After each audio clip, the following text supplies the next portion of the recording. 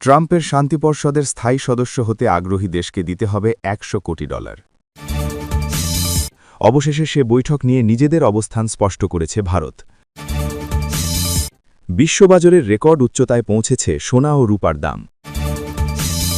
স্পেনে ভয়াবহ ট্রেন দুর্ঘটনায় নিহত ২১, আহত অন্তত ৭৩।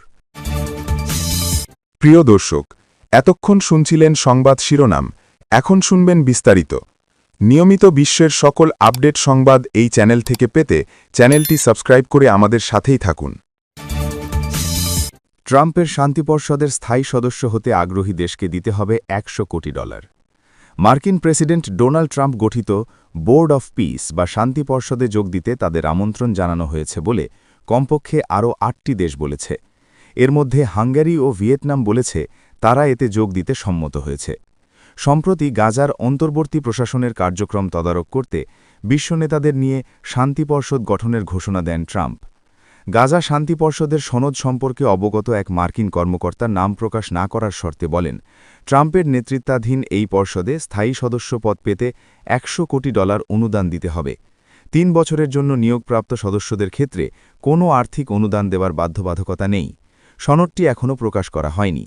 ওই কর্মকর্তা বলেছেন, সংগৃহীত অর্থ গাজা পুনর্গঠনে খরচ করা হবে। হাঙ্গেরির প্রধানমন্ত্রী ভিক্টর অরবান শান্তি পর্ষদে যোগ দেওয়ার আমন্ত্রণ গ্রহণ করেছেন। গতকাল রোববার রাষ্ট্রীয় বেতারকে দেওয়া সাক্ষাৎকারে হাঙ্গেরির পররাষ্ট্রমন্ত্রী পিটার সিজার্তো এ তথ্য নিশ্চিত করেছেন। অরবান ইউরোপীয় নেতাদের মধ্যে ট্রাম্পের ঘোর সমর্থকদের একজন। ভিয়েতনামের পররাষ্ট্র মন্ত্রণালয়ের এক বিবৃতিতে বলা হয়েছে, দেশটির কমিউনিস্ট পার্টির প্রধান তো লামো এ প্রস্তাবে সম্মতি দিয়েছেন। ভারতও এই শান্তি পর্ষদে যোগ দেওয়ার আমন্ত্রণ পেয়েছে বলে দেশটির এক জ্যেষ্ঠ সরকারি কর্মকর্তা জানিয়েছেন। তথ্যটি এখনও আনুষ্ঠানিকভাবে প্রকাশ না হওয়ায় তিনি নাম প্রকাশ না করার শর্তে কথা বলেছেন। অস্ট্রেলিয়াকেও আমন্ত্রণ জানানো হয়েছে। আজ সোমবার দেশটির উপপ্রধানমন্ত্রী রিচার্ড মার্লেস বলেছেন, এ বিষয়ে যুক্তরাষ্ট্রের সঙ্গে আলোচনা করে বিষয়টি বিস্তারিতভাবে বোঝার চেষ্টা করা হবে। গতকাল রোববার জর্ডান, গ্রিস, সাইপ্রাস ও পাকিস্তান বলেছে তারাও আমন্ত্রণ পেয়েছে। এর আগে কানাডা, তুরস্ক, মিশর, প্যারাগুয়ে, আর্জেন্টিনা ও আলবেনিয়া আমন্ত্রণ পাওয়ার কথা বলেছিল। তবে এখন পর্যন্ত মোট কতটি দেশকে আমন্ত্রণ জানানো হয়েছে তা স্পষ্ট নয়। আগামী কয়েকদিনের মধ্যেই যুক্তরাষ্ট্র শান্তি পর্ষদের সদস্যদের আনুষ্ঠানিক তালিকা ঘোষণা করতে পারে। ধারণা করা হচ্ছে সুইজারল্যান্ডের দাভোসে অনুষ্ঠেয় ওয়ার্ল্ড ইকোনমিক ফোরামের বৈঠকের সময় এ ঘোষণা আসতে পারে। গত 10 অক্টোবর গাজায় কার্যকর হওয়া যুদ্ধবিরতি ইতিমধ্যে দ্বিতীয় পর্যায়ে প্রবেশ করেছে। শান্তি পর্ষদের সদস্যরা গাজায় পরবর্তী পদক্ষেপ তদারক করবেন।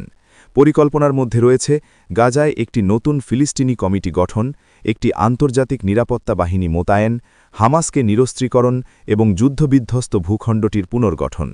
গত শুক্রবার বিশ্ব নেতাদের কাছে পাঠানো আমন্ত্রণপত্রে তাদের প্রতিষ্ঠাতা সদস্য হওয়ার আহ্বান জানিয়ে ডোনাল্ড ট্রাম্প বলেন, শান্তি পর্ষদ বিশ্বব্যাপী সংঘাত নিরসনে এক সাহসী নতুন পথচলা শুরু করবে।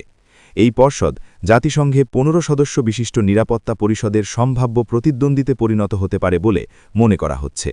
নিরাপত্তা পরিষদ গাজা যুদ্ধ বন্ধ করতে কার্যকর পদক্ষেপ নিতে পারেনি। বাংলাদেশ জামায়াতে ইসলামীর আমির ড শফিকুর রহমান এ বছরের শুরুর দিকে ভারতের একজন কূটনীতিজ্ঞের সঙ্গে বৈঠক করেছিলেন। বার্তা সংস্থা রয়টার্সের সঙ্গে আলাপে সে বৈঠকের কথা জানান জামায়াত আমির। অবশেষে সে বৈঠক নিয়ে নিজেদের অবস্থান স্পষ্ট করেছে ভারত। শুক্রবার ভারতের পররাষ্ট্র মন্ত্রণালয়ের সাপ্তাহিক প্রেস ব্রিফিংয়ে এ প্রসঙ্গে মুখপাত্র রণধীর জয়সওয়ালকে প্রশ্ন করেন সেই দেশের এক সাংবাদিক। জবাবে বৈঠকের কথা স্বীকার করে মুখপাত্র বলেন, বাংলাদেশের সঙ্গে আমাদের ঘনিষ্ঠ দ্বিপাক্ষিক সম্পর্ক রয়েছে। আমাদের হাইকমিশনের কর্মকর্তারা নিয়মিত বিভিন্ন সংলাপে অংশগ্রহণ করেন। আপনি যে দলটির কথা বললেন জামায়াত, তাদের সঙ্গে বৈঠককে সে প্রেক্ষাপটেই দেখা উচিত। এর আগে রয়টার্সকে জামায়াত আমির জানান, অন্যান্য দেশের কূটনীতিজ্ঞরা যেমন প্রকাশ্যে তার সঙ্গে সৌজন্য সাক্ষাৎ করেন, ভারতীয় কূটনীতিক তেমনটি করেননি। ভারতীয় ওই কর্মকর্তা বৈঠকটি গোপন রাখতে বলেছিলেন। শফিকুর রহমান বলেন, আমাদের সবার কাছে এবং একে অপরের কাছে উন্মুক্ত হতে হবে।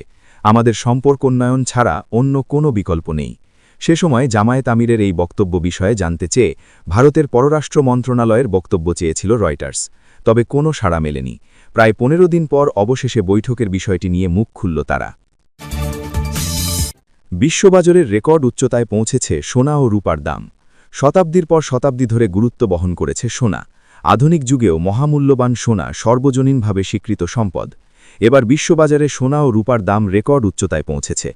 রাজনৈতিক ও অর্থনৈতিক অনিশ্চয়তার কারণে বিনিয়োগকারীরা নিরাপদ সম্পদে ঝুঁকছেন, যা বিশ্ববাজারে এই ধাতুগুলির দাম বাড়ার প্রধান কারণ হিসেবে দেখানো হচ্ছে। রয়টার্সের প্রতিবেদনে বলা হয়েছে, সোমবার ১৯ জানুয়ারি স্পট মার্কেটে সোনার দাম ১.৫% বৃদ্ধি পেয়ে প্রতি আউন্স $৪,৬৬৩ পৌঁছেছে। দিনের শুরুতে দাম সর্বাধিক $৪,৬89.39 স্পর্শ করেছিল। ফেব্রুয়ারির মার্কিন সোনার ফিউচারও ১.৬% বেড়ে $৪,৬৬৯.৯০ পৌঁছেছে। বিশেষজ্ঞরা বলছেন, মার্কিন প্রেসিডেন্ট ডোনাল্ড ট্রাম্পের গ্রিনল্যান্ড ইস্যুতে ইউরোপীয় দেশগুলির উপর শুল্ক আরোপের হুমকি বিনিয়োগকারীদের সোনা ও রূপার দিকে ঝুঁকিয়েছে। রূপার দামও একদিনে ৩.৩% বৃদ্ধি পেয়ে প্রতি আউন্স $৯২.৯৩ পৌঁছেছে। এছাড়া প্ল্যাটিনামের দাম বেড়ে $২,৩৪৮.৩২ এবং প্যালাডিয়ামের দাম দাঁড়িয়েছে $১,৮০৮.৪৬ প্রতি আউন্স। স্টোনএক্সের বিশ্লেষক ম্যাট সিমসন বলছেন, ভূ-রাজনৈতিক উত্তেজনা সোনার দাম বাড়ানোর বড় কারণ।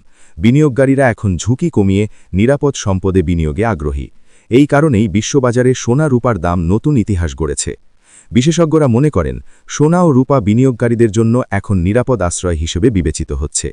এর ফলে দাম বৃদ্ধির ধারা চলতে পারে বলে ধারণা করা হচ্ছে। স্পেনে ভয়াবহ ট্রেন দুর্ঘটনায় নিহত ২১, আহত অন্তত ৭৩। স্পেনের দক্ষিণাঞ্চলে একটি দ্রুতগামী ট্রেন দুর্ঘটনায় অন্তত ২১ জন নিহত হয়েছেন এবং এ ঘটনায় আরও বহু মানুষ আহত হয়েছেন বলে জানিয়েছে দেশটির জরুরি সেবা কর্তৃপক্ষ। নিহতের সংখ্যা আরও বাড়তে পারে বলে আশঙ্কা করা হচ্ছে। বিবিসির প্রতিবেদনে বলা হয়েছে, স্থানীয় সময় রবিবার সন্ধে ৭:৪৫ মালাগা থেকে মাদ্রিদে যাওয়া একটি হাই স্পিড ট্রেন কর্দোবা থেকে প্রায় ২০ কিলোমিটার দূরে কর্দোবা প্রদেশের আদামুজ এলাকার কাছে অজ্ঞাত কারণে লাইনচ্যুত হয়। ওই ট্রেনে ৩১৭ জন যাত্রী ছিলেন। একই সময় বিপরীত দিক থেকে আসা মাদ্রিদ হুয়েলভাগামী আরেকটি ট্রেনও লাইনচ্যুত হয়। স্পেনের প্রধানমন্ত্রী পেদ্রো সানচেজ এ দুর্ঘটনায় গভীর শোক প্রকাশ করে বলেন, দেশ একটি গভীর বেদনার রাত পার করছে। দেশটির পরিবহন মন্ত্রী ওস্কার পুয়েন্তে জানিয়েছেন, অন্তত ৩০ জন গুরুতর আহত অবস্থায় হাসপাতালে চিকিৎসাধীন। দুর্ঘটনার কারণ সম্পর্কে তিনি বলেন, বিষয়টি অত্যন্ত অদ্ভুত, তবে কী কারণে এমন ভয়াবহ দুর্ঘটনা ঘটেছে তা এখনও নিশ্চিত হওয়া যায়নি।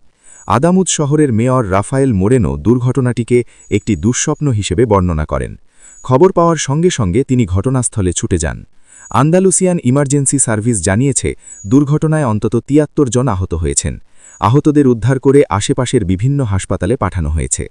ফায়ার সার্ভিসের এক কর্মকর্তা বলেন, জীবিতদের উদ্ধার করতে গিয়ে অনেক ক্ষেত্রে মৃতদের মর্দম সরিয়ে পথ তৈরি করতে হয়েছে, যা উদ্ধার কাজকে আরও কঠিন করে তোলে।